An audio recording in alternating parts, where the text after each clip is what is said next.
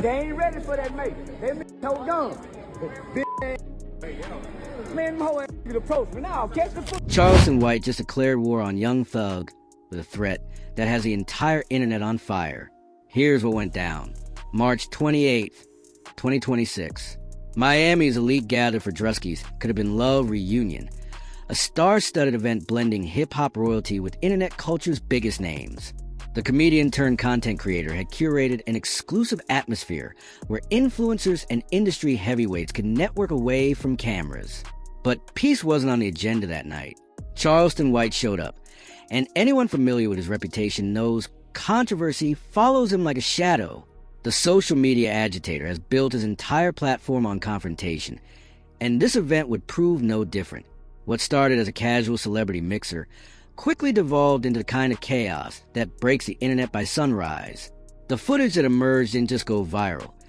It ignited a firestorm across every platform, leaving the culture split on who crossed the line and whether White's latest stunt finally went too far.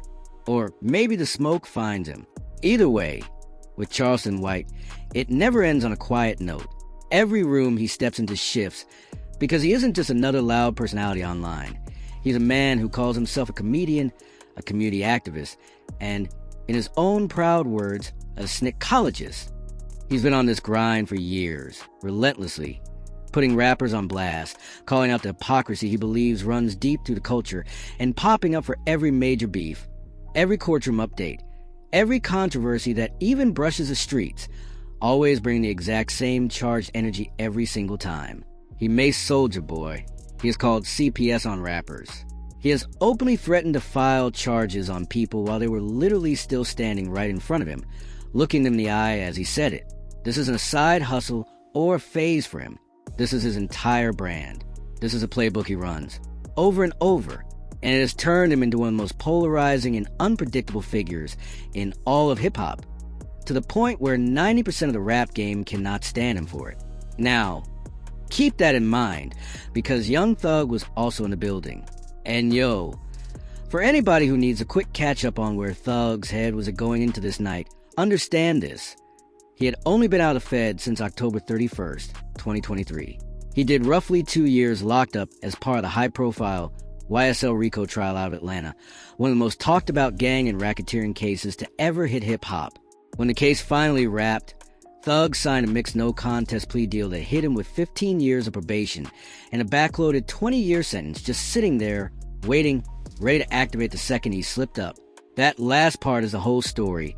Fam, 20 years on ice, patient, sitting in the background, waiting, one violation, one bad move, one messy night, and all of that comes crashing down on him hard. So picture it clearly. Dude is fresh out of feds, on 15 years of probation, at a party in Miami with his whole squad, every step under a microscope, and somehow he decides the move is to walk up on Charleston White. According to White and multiple reports circulating from that night, Young Thug and members of his entourage, his YSL goons, approached Charleston White backstage somewhere near the venue. White described it as Thug and his crew trying to rush him, pulling up as a whole group with a clear numbers advantage, betting that being surrounded by the squad will be enough to put White in his feelings and make him pipe down.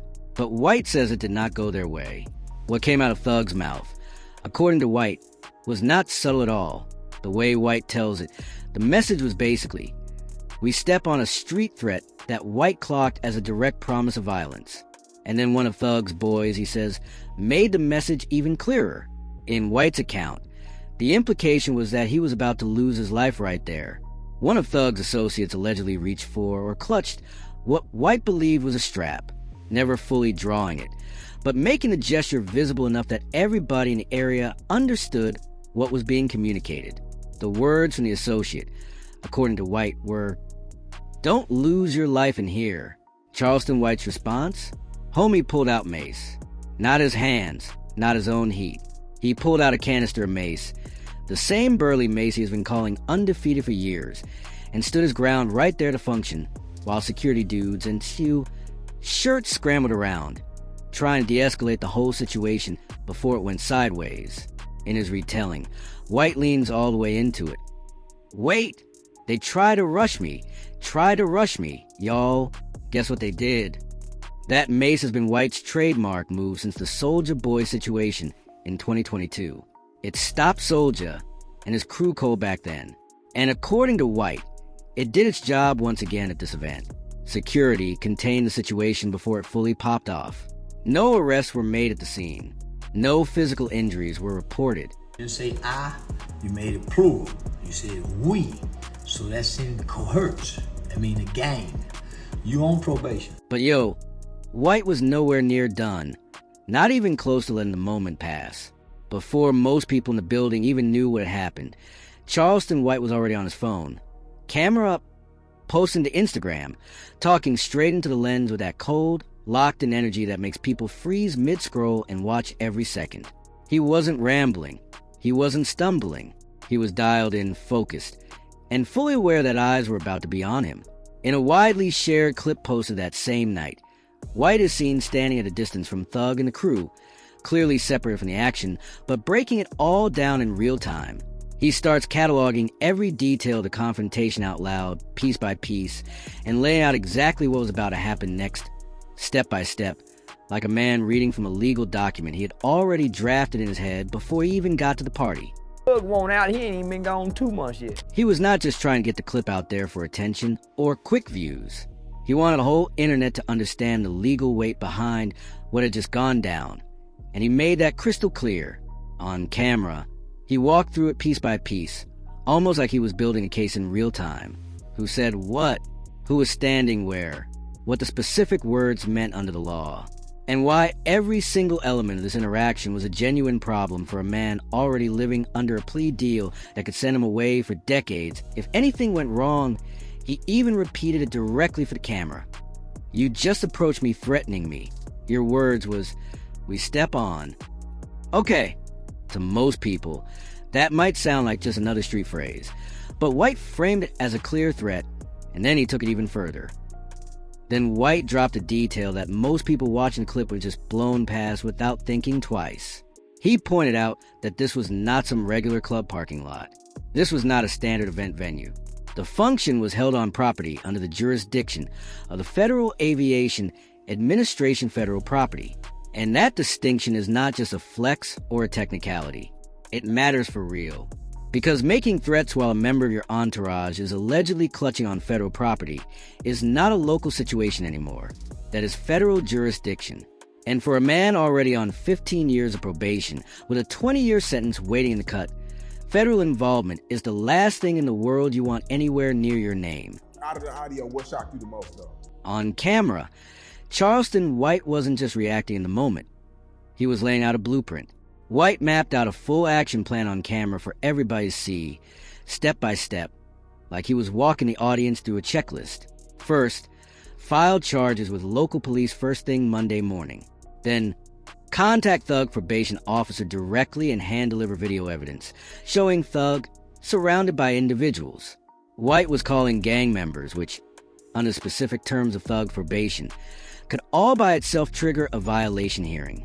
From there, seek a restraining order for protection and notify the federal authorities, given the property on which they were standing when it all began.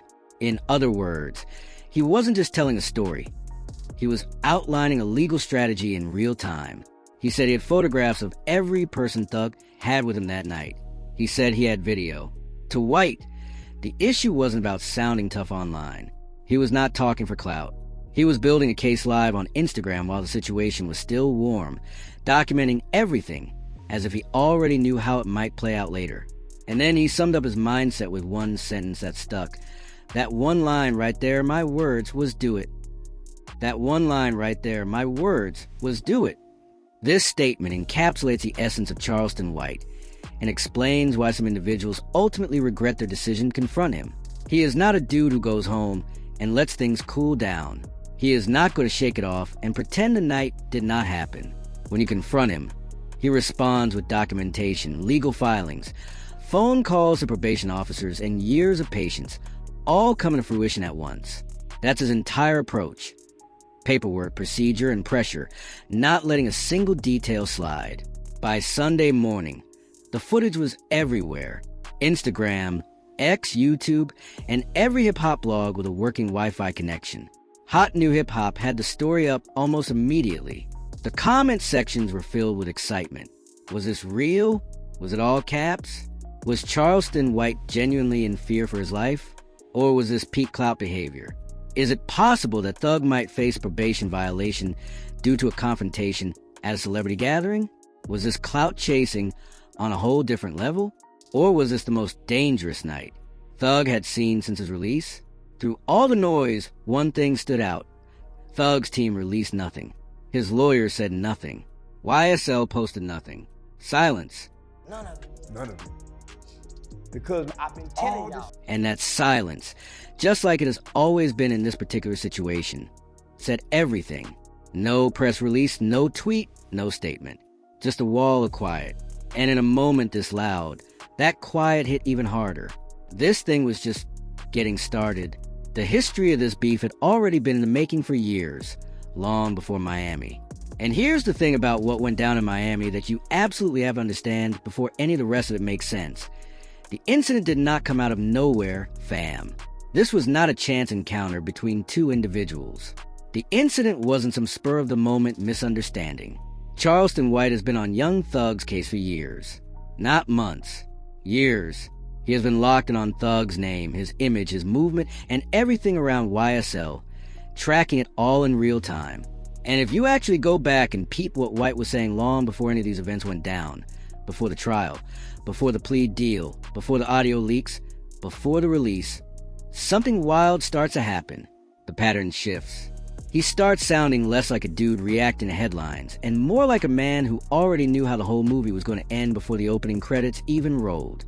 It's like he was watching events unfold in slow motion, while everyone else was still trying to figure out the plot. Rewind to May 2022. Young Thug was arrested as part of the YSL RICO case out of Atlanta, one of the most sweeping gang and racketeering indictments to ever touch the rap game. 28 people got swept up alongside him. The state of Georgia came in saying YSL Young Stoner Life was not just a record label.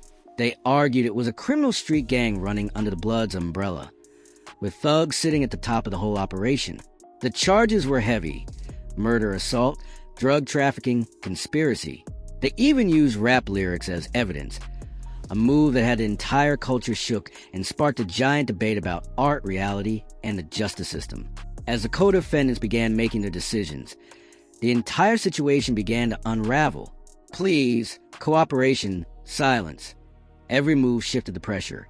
While the majority of the hip-hop community stood in support of Thug, or at least observed from a distance, Charleston White was celebrating loudly, publicly, and on camera.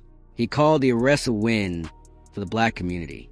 And then he put a specific, confident prediction on the record that Thug would snitch within 6 months. He said it like he already had the receipts locked in a safe somewhere. He was not guessing. He was not speculating. He was making a prediction. In his words, Thug won't out. He hasn't even been gone 2 months yet.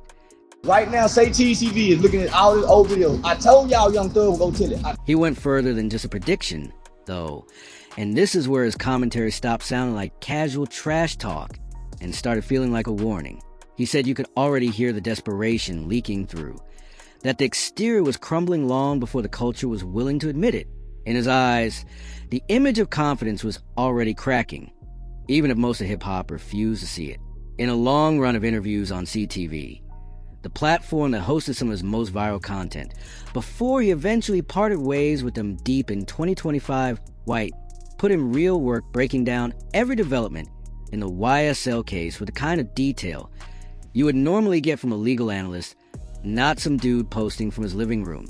He wasn't just reacting to headlines. He was dissecting them. He chopped up the co-defendants. He talked about the pressure the state could apply to people when the chips were really down, when the cameras left and the doors closed. He called out who was going to fold. And through all of it, he kept bringing it back to Thug like a hook in a hit record that never stopped repeating.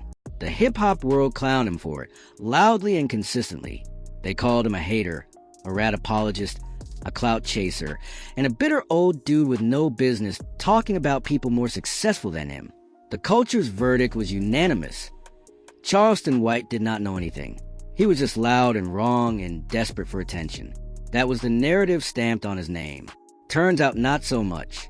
As the YSL trial dragged through all of 2023 and into the back half of 2024, the case started showing exactly the kinds of cracks White had been describing from day one. Co-defendants were cutting deals. Testimonies were shifting. The image of a solid, unbothered YSL never folding started getting harder and harder to sell to anybody paying attention. The storyline of unity didn't match the paperwork. And underneath all of that noise, something else was quietly building. Something White had been hinting at for months. He kept dropping crumbs about sources in Atlanta law enforcement, suggesting he had inside information and framing his predictions in ways that made you wonder whether he genuinely had connections or was just extraordinarily good at reading the tea leaves of a situation that everybody else was too close